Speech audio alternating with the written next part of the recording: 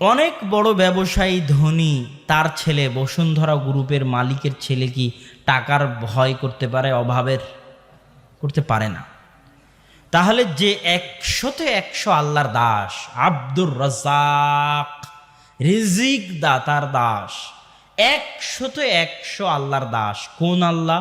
যে আল্লাহ পৃথিবীর সব ধনীকে বলেছেন আনতুমুল ফুকারা, তোমরা সবাই ফকির। তোমরা সবাই কি ফকির।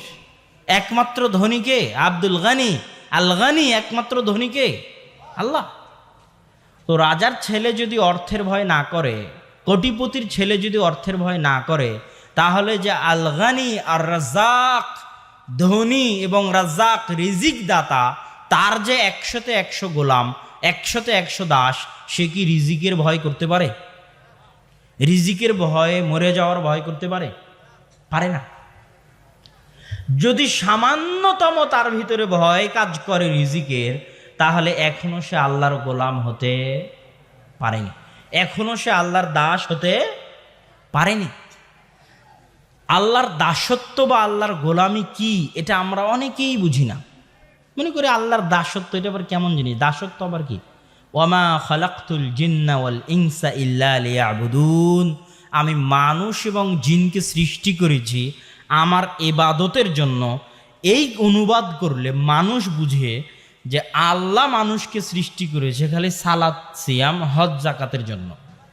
এই জন্য আমি এই অনুবাদ করি না। ইয়াবুদুন শব্দটা এসেছে আব্দুন থেকে, দাসত্ব। আব্দ মানে গোলাম, দাস, কৃত দাস, তাকে বলে আব্দ। ইয়াবুদুন মানে দাসত্ব করা, গোলামি করা।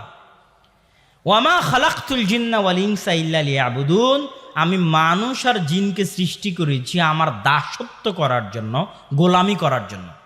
ইবাদত বললে আপনি বুঝবেন সালাত, সিয়াম, হজ, জাকাত, মসজিদ থেকে বের হয়ে গেছে, ইবাদত শেষ।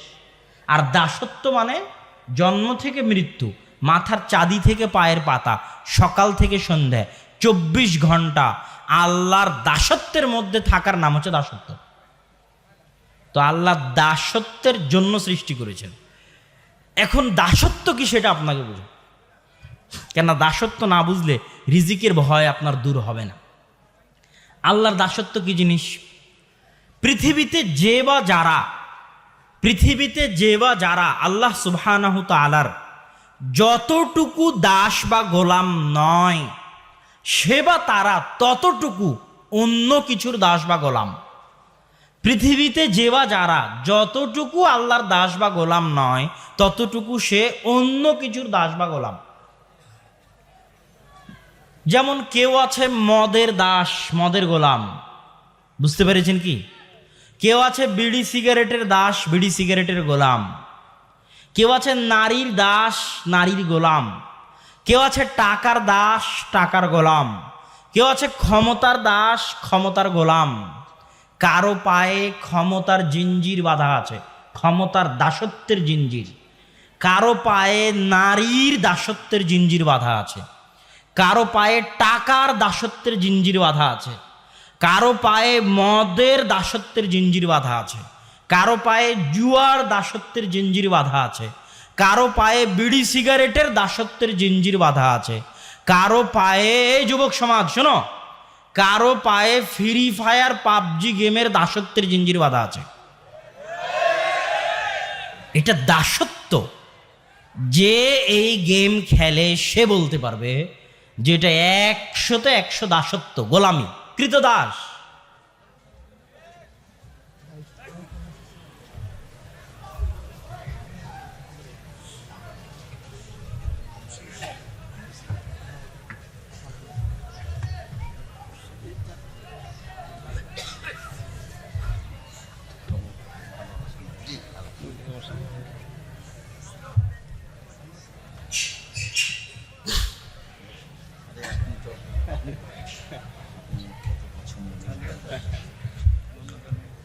তো কারো পায়ে ফ্রি ফায়ার, পাবজি গেমের দাসত্বের জিঞ্জির বাঁধা আছে।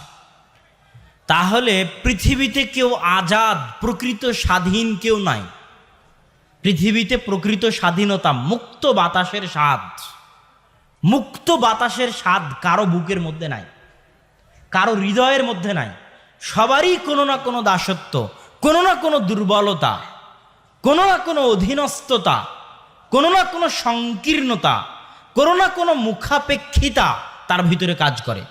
পৃথিবীর 100-100 আজাদ, 100-100 স্বাধীন, 100-100 মুক্ত বাতাসের নিঃশ্বাস সেই নিতে পারে যে 100-100 আল্লাহর দাস, আল্লাহর গোলাম।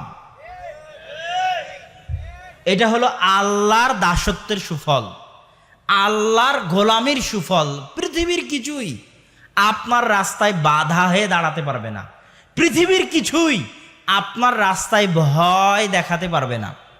আপনি যখন 100-100 আল্লাহর গোলাম, আল্লাহর দাস, তখন আপনি পারমাণবিক বমের চেয়ে শক্তিশালী। আবু বকর, ওমর, ওসমান, আলী, খালিদ বিন ওয়ালিদ, আমর ইবনুল আস, তারা রোমান সাম্রাজ্য তাদের পায়ে ধ্বংস হয়ে গেল, পারস্য সাম্রাজ্যকে তারা পদদলিত করলেন। এমন কি তাদের কাছে ছিল, কি এমন জাদুর কাঠি ছিল যেটা দিয়ে তারা তৎকালীন বিশ্বের বড় বড় 2 পরাশক্তিকে ধ্বংস করে দিলেন। একমাত্র তাদের কাছে এটাই ছিল যে তাদের পায়ে দুনিয়ার কোনো কিছুর দাসত্বের জিঞ্জির বাধা ছিল না, পৃথিবীর কোনো কিছুর গোলামির জিঞ্জির তাদের পিছু টান হয়ে দাঁড়িয়েছিল না। টাকা, ধন দৌলত, দুনিয়া, ক্ষমতা, নেশা, নারী, মদ, জুয়া, এমন কিছু দুনিয়াতে ছিল না যেটার দাসত্বের জিঞ্জির তাদের রাস্তার পথে বাধা হয়ে দাঁড়াবে। তারা 100-100 আল্লাহর গোলাম ছিলেন, আল্লাহর স্বাধীন, আল্লাহর দাস ছিলেন। এই জন্য এরা 100-100 সবচেয়ে স্বাধীন মানুষ ছিলেন। আজকে আপনারা সবাই পরাধীন, সবাই। যতক্ষণ না আপনি 100-100 আল্লাহর গোলাম হতে না পেরেছেন, ততক্ষণ আপনি স্বাধীন হতে পারবেন না, ততক্ষণ মুক্ত বাতাসের স্বাদ নিতে পারবেন না, শান্তিতে মরতে পারবেন না, শান্তিতে ঘুমাতে পারবেন না। বুঝতে পারেননি? টেনশনে ঘুম হবে না, পরিবারে অশান্তি, বাড়িতে অশান্তি। 100-100 স্বাধীন, আজাদ, শান্তির ঘুম, মুক্ত বাতাসের স্বাদ তখনই নিতে পারবেন যখন 100-100 আল্লাহর গোলাম, আল্লাহর দাস হতে পারবেন। বলছিলাম রিজিক আমাদের হাতে না আল্লাহর হাতে? আল্লাহর হাতে বুঝাতে গিয়ে এতক্ষণ যে আলোচনা হলো তার পরের কথা। আব্দুল্লাহ বিন মাসউদ রাদিয়াল্লাহু তাআলা আনহু থেকে বর্ণিত, তিনি বলেন রাসূল সাল্লাল্লাহু আলাইহি ওয়াসাল্লাম বলেছেন যে কোনো আত্মা ততক্ষণ পর্যন্ত মৃত্যুবরণ করবে না হাত্তা তুস্তাওফা রিজকু, যতক্ষণ না তার ভাগ্যে যে রিজিক লেখা আছে সেই রিজিক সে পরিপূর্ণ করে না নেয়, ততক্ষণ পর্যন্ত কোনো আত্মা দুনিয়া থেকে বিদায় নিবে না। তো এখন আত্মাকে তো দুনিয়া থেকে বিদায় নিতেই হবে, নাকি না নিতে হবে না? নিতে হবে। মানুষকে তো একদিন না একদিন মরতেই হবে, আরও মরবে না যতক্ষণ না ওর রিজিক ও খেয়েছে, ওর রিজিক ও পেয়েছে, অতক্ষণ ও কি করবে না? মরবে না। তো মরতে যখন হবে তাহলে রিজিকও ভক্ষণ করতে হবে। তার মানে মরণ যেমনভাবে তার পিছে দৌড়াচ্ছে, তার রিজিক ঠিক তত গতিতেই তার পিছনে দৌড়াচ্ছে। মরণ যেভাবে আপনার পিছু ধাওয়া করতেছে, মরণের গতিতে, ঠিক মরণের গতিতে আপনার রিজিক আপনার পিছু ধাওয়া করতেছে। কেন? রিজিক না শেষ হলে আপনি মরবেন না যে, আর আপনাকে মরতে তো হবে। কথা মনে হয় বুঝাতে পারিনি আমি। আপনার রিজিক না শেষ হলে আপনি মরবেন না, তো যেহেতু মরতে হবে সেহেতু রিজিক শেষ হতে হবে। অতএব মরণও আপনার পিছে দৌড়াচ্ছে, রিজিকও আপনার পিছে দৌড়াচ্ছে। এই জন্য আল্লাহ সুবহানাহু ওয়া তাআলা বলেছেন লা তাকতুলু আওলাদাকুম খাশিয়াতা ইমলাক, তোমরা তোমাদের সন্তান সন্ততি হত্যা করিও না, কম করে নিও না রিজিক, রুজি রুটির ভয়ে। নাহনু নারযুকুকুম ওয়া ইয়াহুম, তোকেও খাওয়াই আমি, তোর সন্তানকেও খাওয়াবো আমি। দুনিয়া চালাই কে? আল্লাহ। আমরা সৃষ্টিজীব কার? আল্লাহর। তো আল্লাহর দুনিয়া আল্লাহ চালাবে, আল্লাহর সৃষ্টিজীব, তার রিজিকের দায়িত্ব কার? আল্লাহ সুবহানাহু ওয়া তাআলা কোরআনে বলেছে ওয়া মা মিন দাব্বাতিন ফিল আরদ ইল্লা আলাল্লাহি রিজকুহা, জমিনের বুকে দাব্বা, দাব্বা মানে বিচরণ করা, জমিনের বুকে বিচরণ করে এমন কোন জীবজন্তু পশু পাখি, পোকা মাকড়, পাখ পাখালি, মানুষ, জিন, এমন কোনো প্রাণী যা জমিনে বিচরণ করে তাদের সকলের দায়িত্ব কে বহন করে? আল্লাহ। শুধু তাই নয়, একদিনে আজকে সারা পৃথিবীতে যত মানুষ যত খাবার খেয়েছে সারা পৃথিবী, তত মানুষের খাবার সারা পৃথিবীর জীবজন্তু, পশু পাখি, পানিতে থাকা মাছ, সমুদ্রে থাকা জীবজন্তু, যত জীবজন্তু, পোকামাকড়, পশু পাখি, সাপ বিচ্ছু, বাঘ ভাল্লুক, সিংহ, মাছ, হাঙ্গর, তিমি, যা আছে, যত পশু পাখি জীবজন্তু আছে, তারা একদিনে যা খেয়েছে সারা দুনিয়ার সব মানুষ আজকে একদিনে ততখানি খাবার খেতে পারেনি। এটা বিজ্ঞানের পরিসংখ্যান বলে। কথা মনে হয় বুঝাতে পারিনি আমি। আজকে সারা পৃথিবীতে দুনিয়াতে যত মানুষ আছে তারা যা খেয়েছে, তাদের খাবার, পৃথিবীতে যত জীবজন্তু জানোয়ার আছে তারা আজ দিনে যা খেয়েছে তার সমান হবে না, তাদেরটা বেশি হবে। তো ওদেরকে খাওয়াইছে কে? আল্লাহ। তো ওদেরকে যদি আল্লাহ খাওয়াতে পারে, আমাদের পারেন না? ওমর রাদিয়াল্লাহু তাআলা বলছেন, লাওয়ান্তুম তাওয়াক্কালুনা আলাল্লাহি হাক্কা তাওয়াক্কুলিহি। শোনো, যদি তোমরা আল্লাহর উপর সত্যিকার ভরসা করো, তো একটা পাখি ঘর থেকে খালি পেটে বের হয়, তাগদু খিমাসাও ওয়া তারুহু বিতানা। আজকে সারা পৃথিবীর লক্ষ লক্ষ কোটি কোটি পাখি ঘর থেকে খালি পেটে বের হয়েছে আর ফিরেছে ভরা পেটে।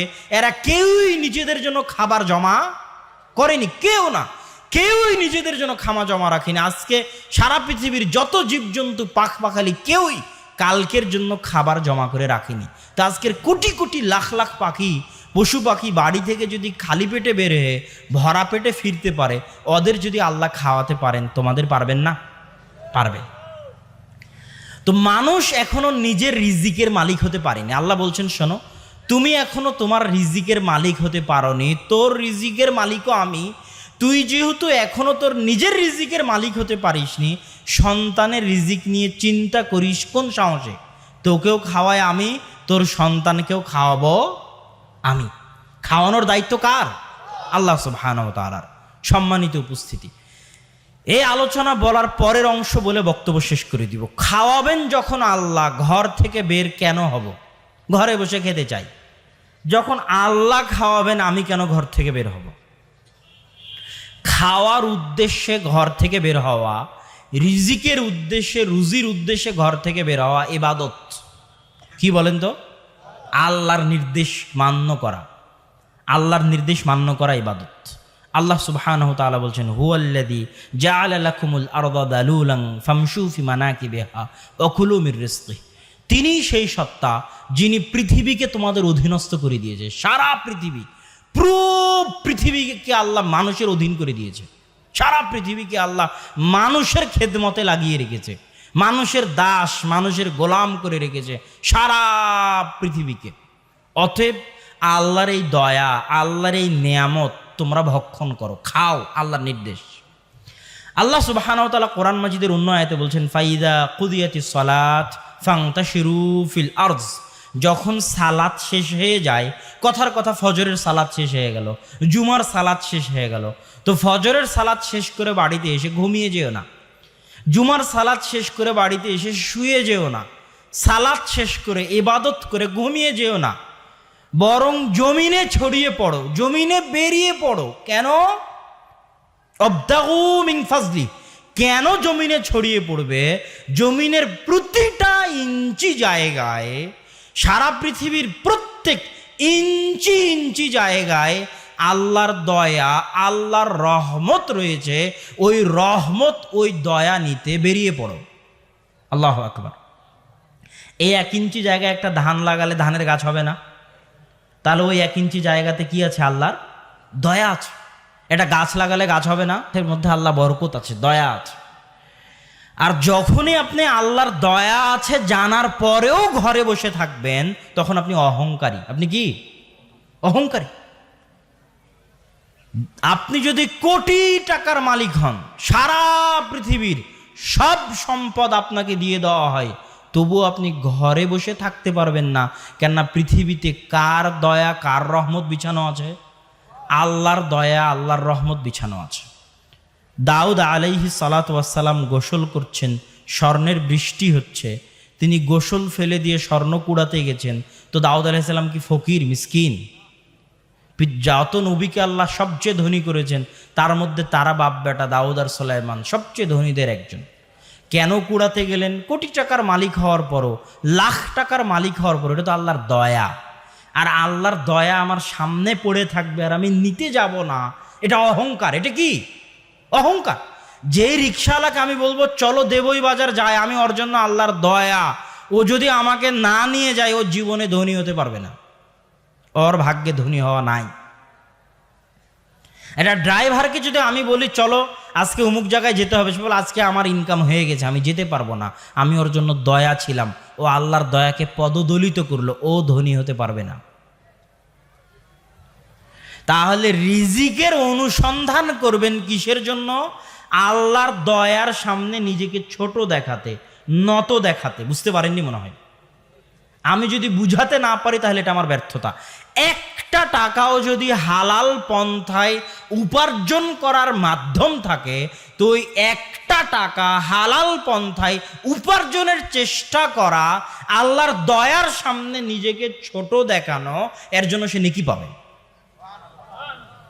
আর হারাম পন্থায় ইনকামের চেষ্টা করা মানে সে আল্লাহকে রিজিক দাতা হিসেবে বিশ্বাস করে না।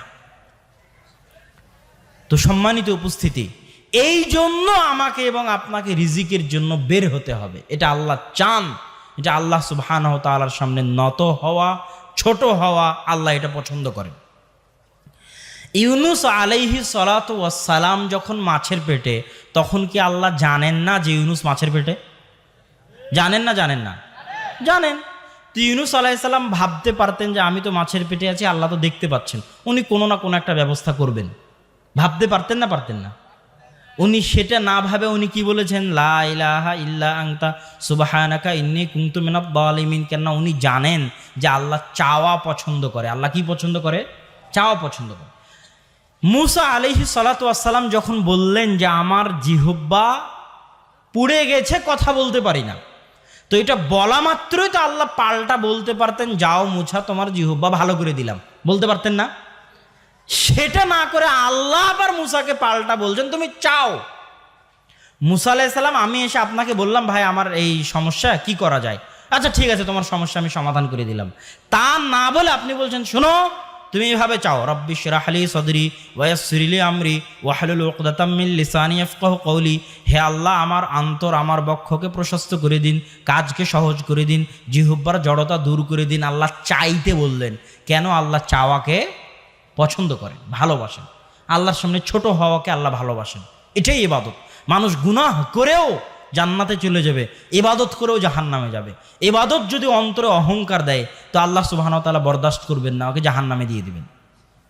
আর গুনাহ যদি ওর অন্তরে আল্লাহর সামনে নত করে, ছোট করে, আল্লাহর সামনে কাঁদে, রাতে উঠে গিড়গিড়ায়, তো এই যে আল্লাহর সামনে নত হচ্ছে, ছোট হচ্ছে, তো এই গুনাহকেও আল্লাহ নেকিতে পরিণত করে দিবেন, দিয়ে ওকে জান্নাতে দিয়ে দিবেন। এটা আল্লাহর ওয়াদা। কেন? ছোট হওয়াটা আল্লাহ পছন্দ করেন। তো আল্লাহর রিজিকের সামনে আমরা ছোট হব, দিয়ে রিজিক অন্বেষণ করতে যাব, যাতে আল্লাহ আমাদের রিজিকে বরকত দান করেন। আল্লাহুম্মা আমিন। বক্তব্য আরও অনেক লম্বা ছিল। শরী পদ্ধতিতে কিভাবে রিজিক বৃদ্ধি হতে পারে, রিজিকে বরকত বলতে কি বুঝাই, কি কি কারণে রিজিক ধ্বংস হয়ে যেতে পারে, রিজিকের অবমূল্যায়ন করলে রিজিক থাকবে না। ধনী হওয়া সহজ, কিন্তু ধন দৌলত টিকিয়ে রাখা কঠিন। ধনী হওয়া সহজ, ধন দৌলত টিকিয়ে রাখা কঠিন। ধনী হয়ে গেছেন, হয়ে যাওয়ার পর চাউল ধোয়ার সময় পড়ে গেছে, চাউলটা উঠিয়ে নেননি, ওই চাউল কার দয়া? আল্লাহর দয়া। হাত থেকে খাবার পড়ে গেছে, প্লেট থেকে ভাত পড়ে গেছে, উঠিয়ে নেননি, ওই ভাত কার দয়া? আল্লাহর দয়া। বিসমিল্লাহ বলে খাননি। এগুলো অনেক লম্বা আলোচনা ছিল, সে আলোচনাগুলো আপনারা সব রিজিক নামক যে বইটা আজকে বক্তব্যের শেষে, আব্বুর আলোচনার শেষে পাবেন। সেই রিজিক বইয়ে বিস্তারিত আলোচনা করেছি। আল্লাহ সুবহানাহু ওয়া তাআলা আমাদেরকে হালাল পন্থায়, হারাম থেকে বেঁচে থেকে রিজিক উপার্জনের তৌফিক দান করুক, আল্লাহুম্মা আমিন। এবং আমাদের রিজিকে আল্লাহ বরকত দান করুক, আল্লাহুম্মা আমিন। ওয়া আখিরু দাওয়ানা আনিল হামদুলিল্লাহি রাব্বিল আলামিন। আসসালামু আলাইকুম ওয়া রাহমাতুল্লাহি ওয়া বারাকাতুহু।